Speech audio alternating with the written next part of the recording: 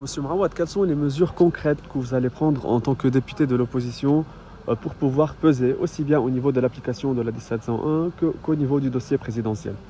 Donc d'abord, la réunion que nous avons faite aujourd'hui est une réunion essentielle pour avoir une coordination approfondie entre les différentes factions de cette opposition plurielle, mais qui doit avoir une feuille de route commune pour cette période de transition entre la guerre qui a été imposée contre le Liban et les Libanais et pour pouvoir construire un État et un avenir meilleur pour tous les Libanais. Donc c'est clair, ce qui est demandé est clair. Il est demandé d'abord une application complète de l'accord de cessez-le-feu qui a été décidé par le gouvernement dans toutes ses composantes et qui est finalement le gouvernement du Hezbollah. Donc c'est un accord qu'eux ont accepté. Maintenant nous demandons l'application. Cette application, que ce soit en ce qui concerne les relations entre le Liban et Israël, et donc le cessez-le-feu entre les parties, pour ne pas permettre à ce qui est en train de se passer de nous ramener à une logique de guerre.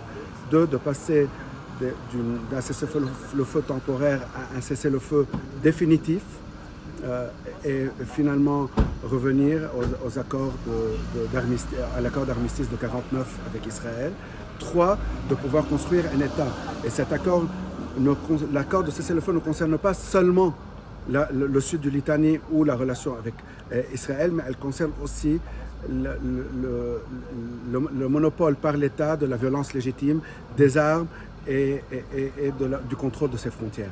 Donc nous insistons à ce que ce processus se fasse jusqu'au bout, et ça doit commencer par l'élection d'un président de la République souverainiste qui puisse appliquer cet accord, et avec ce président de la République, évidemment, un Premier ministre et un gouvernement. Est-ce que vous pensez que ce soit possible cette fois de pouvoir assurer une majorité pour un candidat de l'opposition? Il y a une responsabilité d'abord du Parlement et des députés.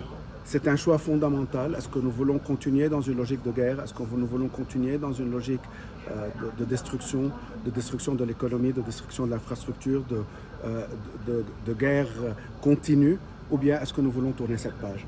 Et nous allons, fort de l'entente entre les 31, nous allons établir des contacts avec l'ensemble des forces politiques dans le pays pour être sûrs que nous sommes en train véritablement de tourner une page de guerre et de détresse et d'ouvrir une page de paix et d'État souverain.